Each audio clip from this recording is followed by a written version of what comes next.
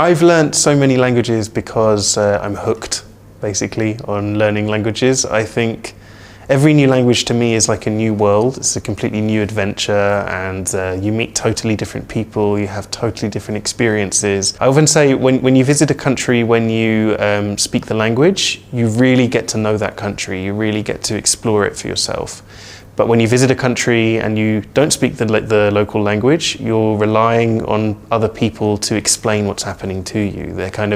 They're showing you their version of the country, but you can't really see it for yourself.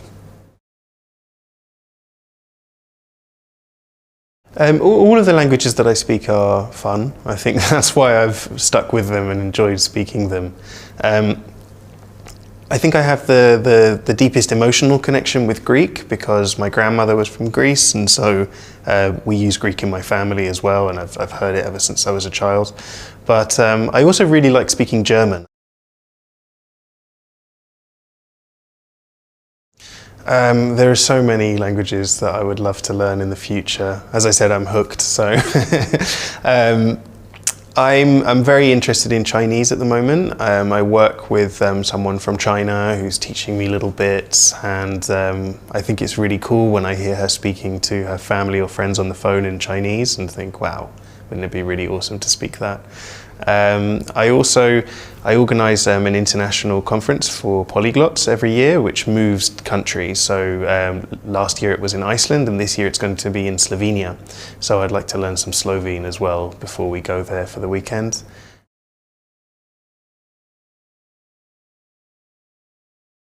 I always feel a little bit guilty that I'm from the UK, but I've never really learnt any of our local languages here. So I've never learnt Welsh, I've never learnt Irish, I've never learnt Scottish Gaelic. And I went to Wales recently and loved that we had everything in 2 languages. You walk into the supermarket and you see all these languages everywhere. And I think it would be really cool to learn a language which is very close to where I live and that I could use. So I'd love to learn Welsh one day too.